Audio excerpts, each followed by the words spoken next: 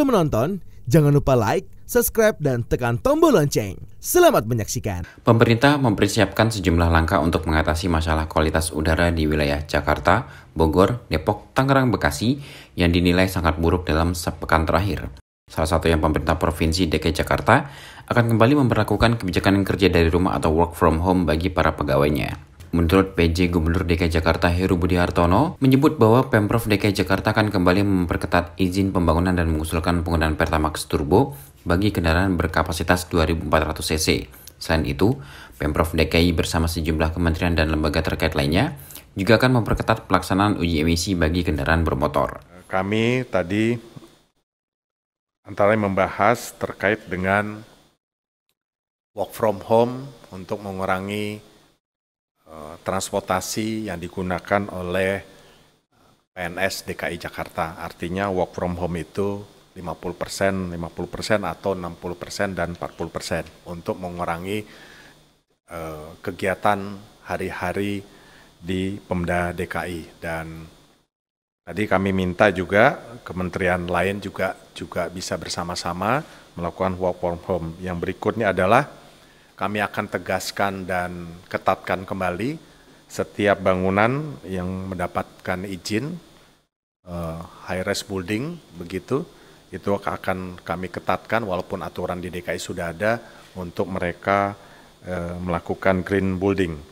Berikutnya adalah tadi kami usulkan di Jakarta untuk kendaraan 2.400 cc sebaiknya harus disiplin menggunakan Pertamax Turbo.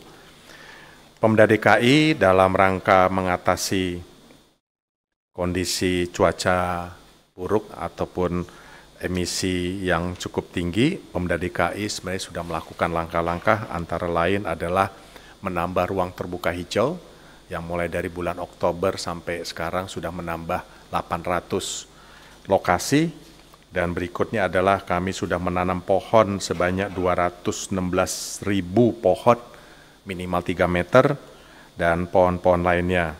Dan kegiatan-kegiatan tadi juga diminta oleh Bu Menteri Lingkungan Hidup, kami diperintahkan pemerintah daerah agar mengetatkan uji emisi, uji petik.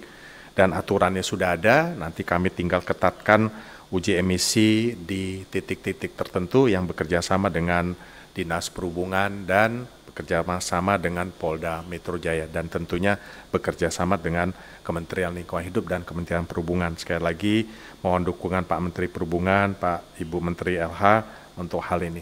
Sementara itu, Menteri Lingkungan Hidup dan Kehutanan Siti Nurbaya mengatakan bahwa langkah untuk mengatasi masalah kualitas udara di wilayah Jabodetabek akan dibagi ke dalam beberapa tahap, yaitu jangka pendek, jangka menengah, dan jangka panjang. Dalam jangka pendek, pemerintah akan memberlakukan kebijakan Euro 5 dan 6, menambah ruang terbuka hijau, hingga menerapkan kembali work from home.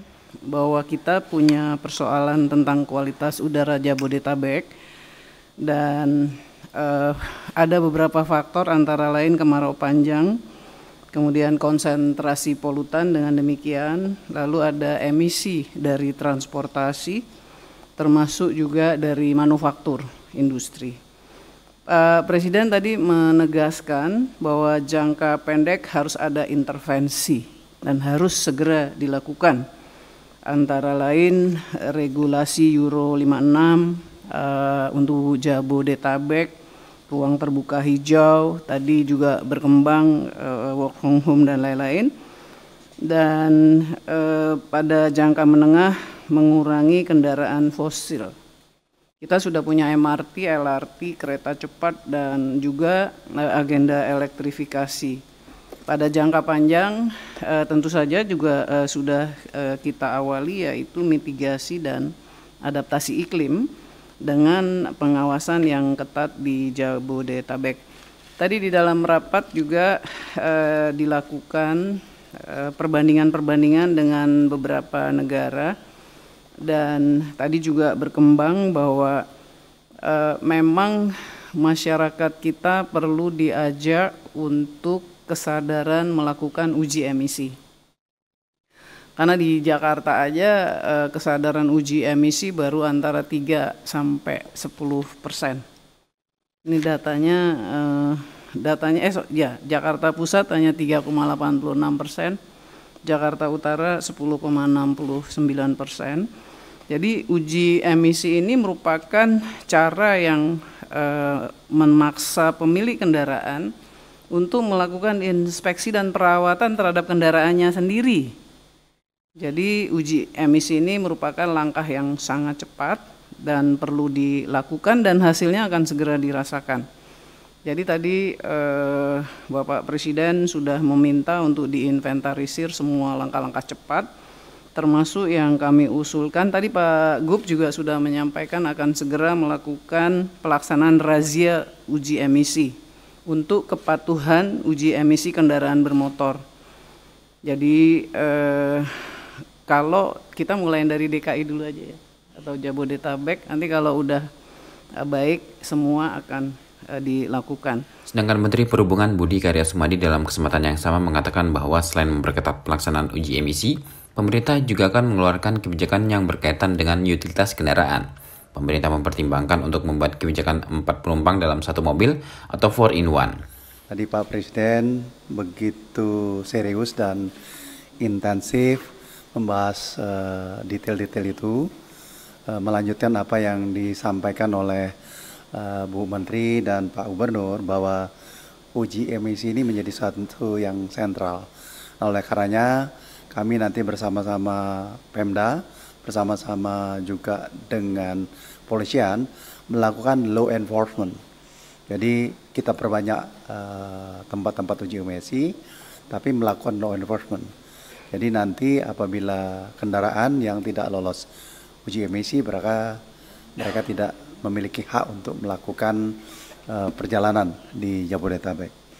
Yang kedua berkaitan dengan utilisasi daripada kendaraan. Utilisasi kendaraan ini banyak yang menggunakan 1 orang atau maksimal 2 orang.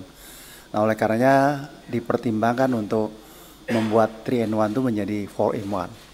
Jadi katakanlah mereka yang dari Bekasi, dari Tangerang, dari Depok, mereka bersama-sama ke kantor, gantian mobilnya, sehingga jumlahnya akan menurun.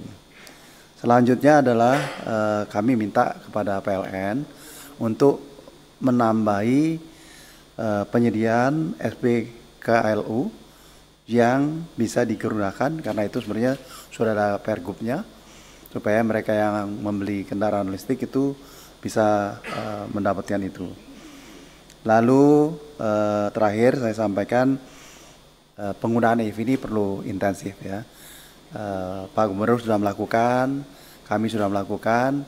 Saya harapkan tidak saja instansi pemerintah tetapi swasta yang berdomisili di Jabodetabek mulai menggunakan EV ya, dari motor, dari mobil, bersamaan dengan yang lain. Lebih lanjut, Budi juga menyebut bahwa pemerintah akan meminta PLN untuk memperbanyak persediaan stasiun pengisian kendaraan listrik umum. Selain itu, pemerintah juga mendorong peningkatan penggunaan kendaraan listrik. Tim Eljan Media melaporkan.